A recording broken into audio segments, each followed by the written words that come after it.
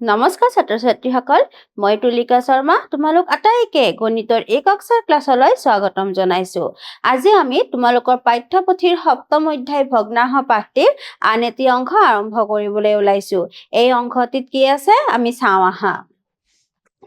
ইয়াতে ভগ্নাংশৰ যোগৰ কথা কোৱা হৈছে। ইয়াৰ আগতে আমি ভগ্নাংশ কি হয়, ভগ্নাংশৰ হৰ আৰু লব বিচাৰি ল'বলৈ, ভগ্নাংশবোৰৰ তুলনা কৰিবলৈ, ভগ্নাংশবোৰক ঊৰ্ধ্বক্ৰম অৰ্ধক্ৰমত আমি সজাবলৈ, লগতে আমি ভগ্নাংশৰ সমতুল্য ভগ্নাংশ উলিয়াবলৈ আৰু ভগ্নাংশৰ লঘিষ্ঠ আকাৰটো বিচাৰি ল'বলৈ আমি শিকি আহিলো। এতিয়া আমি কি কৰিব লাগিব, ভগ্নাংশৰ যোগ আমি কেনেকৈ কৰো চাওঁ আহা। ইয়াতে কৈছে দেৱাশিষ আৰু নিতাৰ মাজত এটা ভাপ পিঠা ভগোৱা হ'ল। ইয়াতে এটা ভাপ পিঠা দেখুওৱা হৈছে। এইটো কি কৰিছে, দেৱাশিষ আৰু নিতাৰ মাজত ভগোৱা হৈছে। দেৱাশিষে লোৱা ভাপ পিঠাৰ ইয়াতে আমাক কেইটা ভাগ কৰিছে দেখিছানে, 8টা ভাগ কৰিছে। তাৰে 3 অংশ লৈছে। গতিকে দেৱাশিষক 8 ভাগৰ 3 অংশ ভাপ পিঠা দিয়া হ'ল। তাৰ পিছত নিতাই কিমান লৈছে, 8 ভাগৰ 4 অংশ লৈছে। গতিকে এতিয়া আমি কি জানিম যে যদি আমি দেৱাশিষ আৰু নিতাই লোৱা ভাপ পিঠাৰ অংশকেইটা লগ লগাই দিওঁ তেতিয়া কিমান হ'ব। প্ৰথমতে দেৱাশিষে কিমান লৈছিল, 8 ভাগৰ 3টা লৈছিল আৰু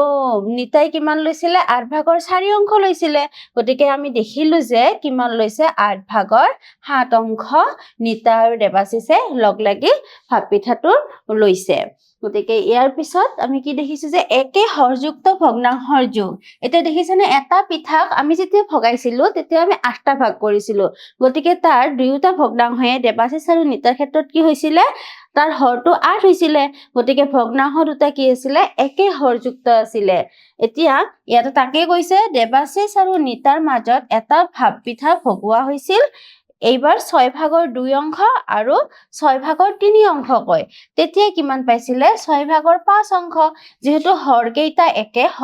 একে মানে কি, পিঠাটো ভাগ কৰা অংশটো। তাৰপিছত লোৱা অংশ দুটা আমি যোগ কৰি দিলে আমি কি পাম, তাৰ উত্তৰটো পাই যাওঁ। এতিয়া আমাক ইয়াতে দিছে যে 9 ভাগৰ যদি 2 অংশ লয় আৰু 9 ভাগৰ যদি 5 অংশ লয়, তেতিয়াহ'লে এই চিত্ৰটোলৈ চালে আমি দেখা পাম 9 ভাগৰ কিমান হয়, 7 অংশ হৈ যায়। যোগবোৰ আমি এনেকৈ কৰিব পাৰো আৰু চিত্ৰ হয় তোমালোকে নিশ্চয় ইয়াতে চাই বুজিব পাৰিছা। ইয়াৰ পিছত কি দিছে,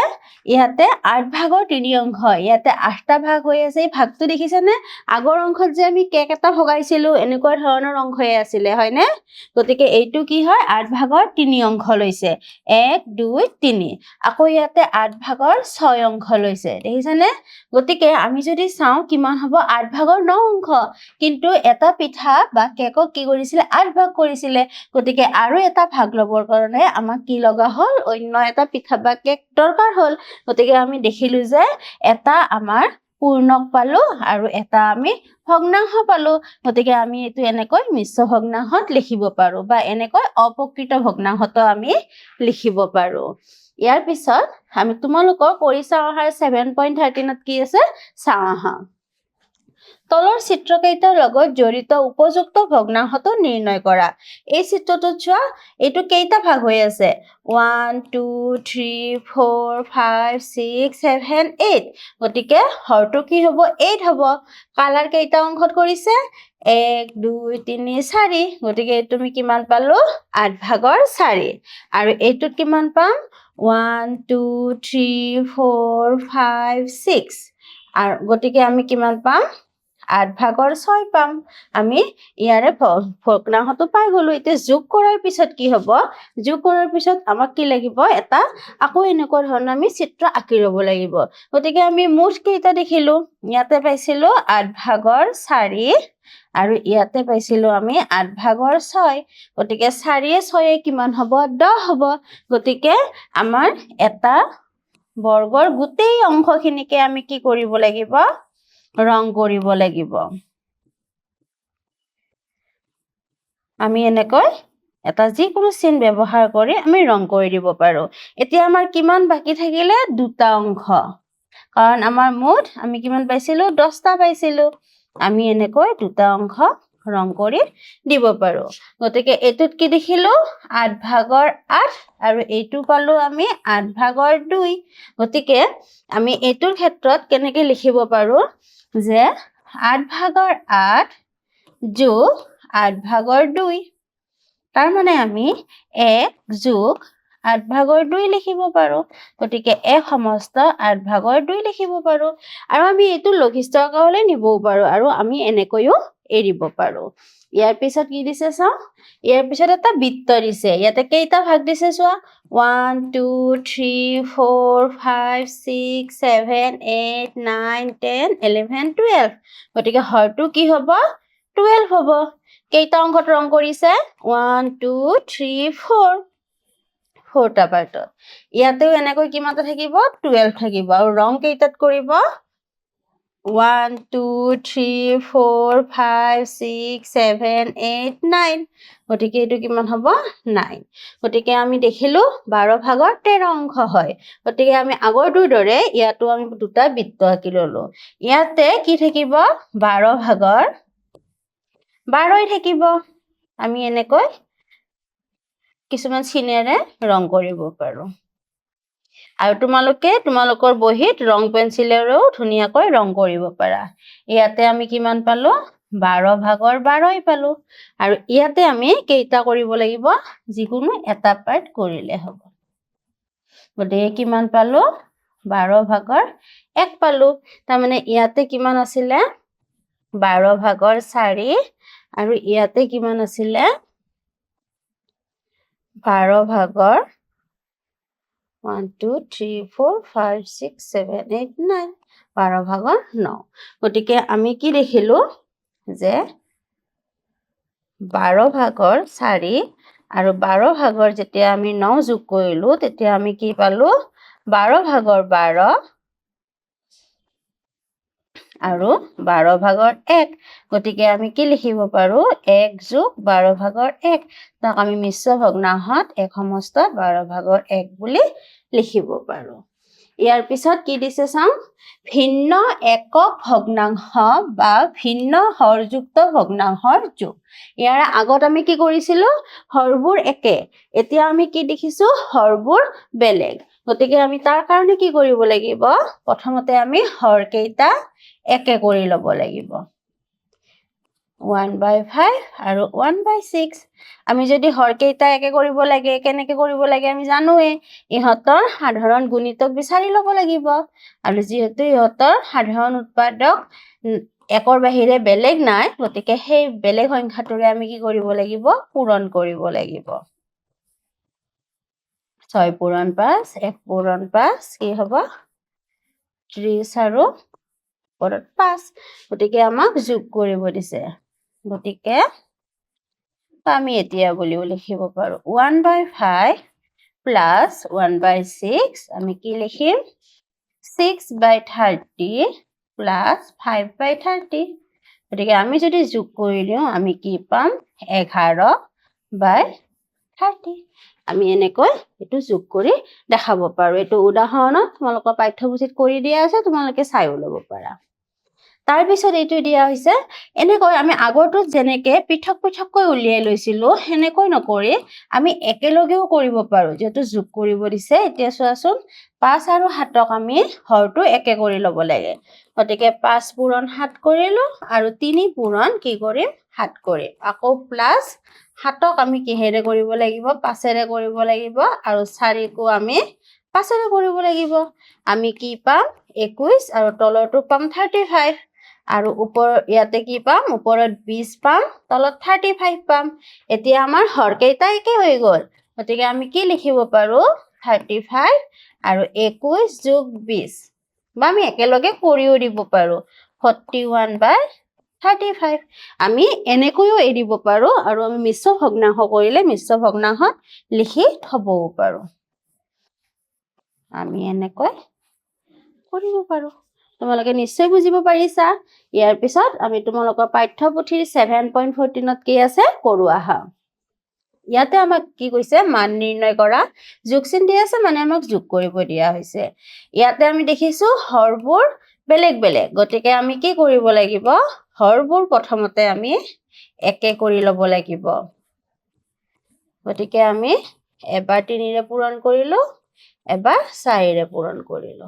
আৰু আমি হৰক যিহেৰে পূৰণ কৰো লবকো সেই সংখ্যাটোৰে পূৰণ কৰিব লাগিব গতিকে এইটো 12 আৰু এইটো আমি 4 পালো গতিকে হৰটো একে হৈ গ'ল গতিকে এতিয়া আমি কি কৰিব পাৰো যোগ কৰিব পাৰো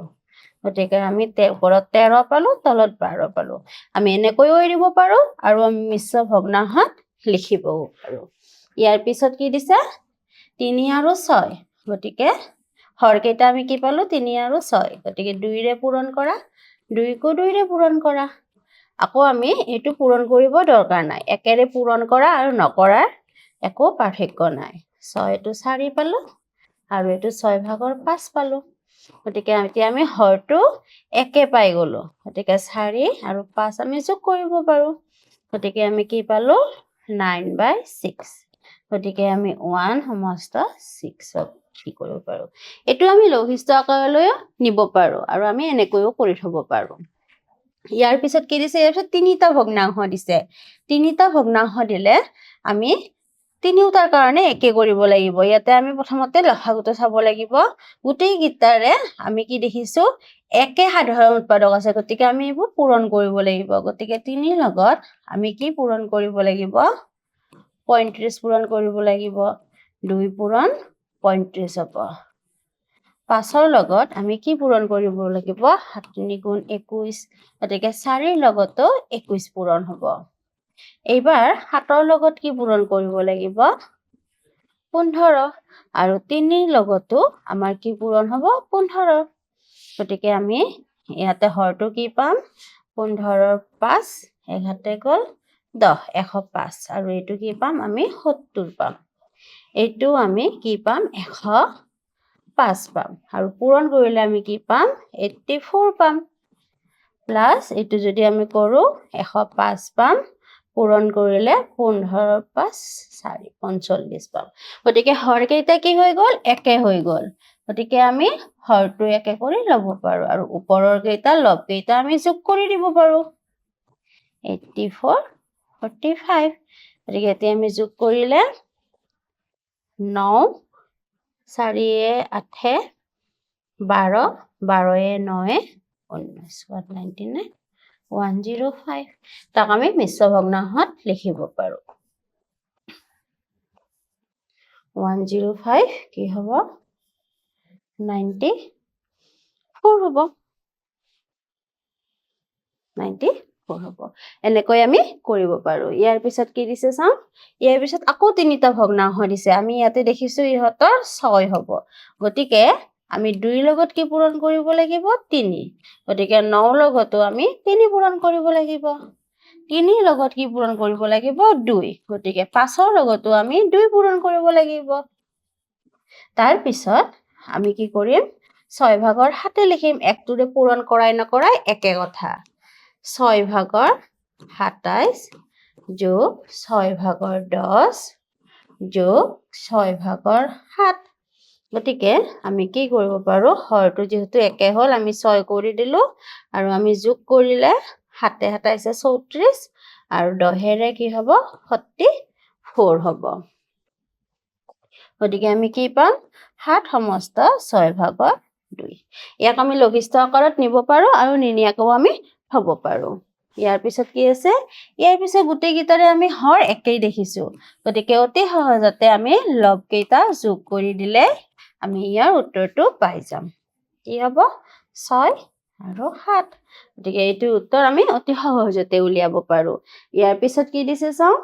ইয়াৰ পিছত আকৌ আমাক বেলেগ হোৱা দিছে হৰ কেইটা বেলেগ বেলেগ আমি ইহতৰ 5 আৰু 10 হৰ কি পাম 10 গতিকে আমি কি হ'ব লাগে 30 হ'ব লাগে 5ৰ লগত আমি 6 পূৰণ কৰিম গতিকে 3 লগতো 6 পূৰণ কৰিম এইবাৰ আমি 3 লগত 10 পূৰণ কৰিম আৰু 4 লগত 10 পূৰণ কৰিম আকৌ আমি 10ৰ লগত 3 পূৰণ কৰিম 7ৰ লগত 3 পূৰণ কৰিম গতিকে আমি কি পালো তলত 30 6 3 গুণ 18 তাৰ পিছত ইয়াতে আমি 30 পাম ওপৰত 40 পাম তাৰ পিছত আমি ইয়াতে 30 পাম আৰু ওপৰত 7 3 গুণ 21 পাম এতিয়া আমি একেইটা যোগ কৰি দিম 18 যোগ 40 যোগ 21 গতিকে আমি কিমান পাম 8 1 9 4 2 6 6 1 7 আৰু আমি ইয়াতে 30 পালো গতিকে কি হ'ব 30 2 গুণ 60 হয় আৰু 30 ভাগৰ আমি কি পাম 19 পাম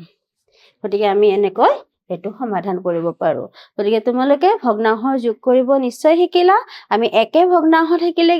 একে হৰযুক্ত যদি ভগ্নাংশ হয় আমি কি কৰিব লাগে আমি লবকেইটা যোগ কৰি দিলে আমি তাৰ উত্তৰটো পাই যাও আৰু যদি হৰবোৰ বেলেগ বেলেগ হয় আমি একে হৰযুক্ত কৰি লব লাগে আজিলৈ এইখিনিয়ে ধন্যবাদ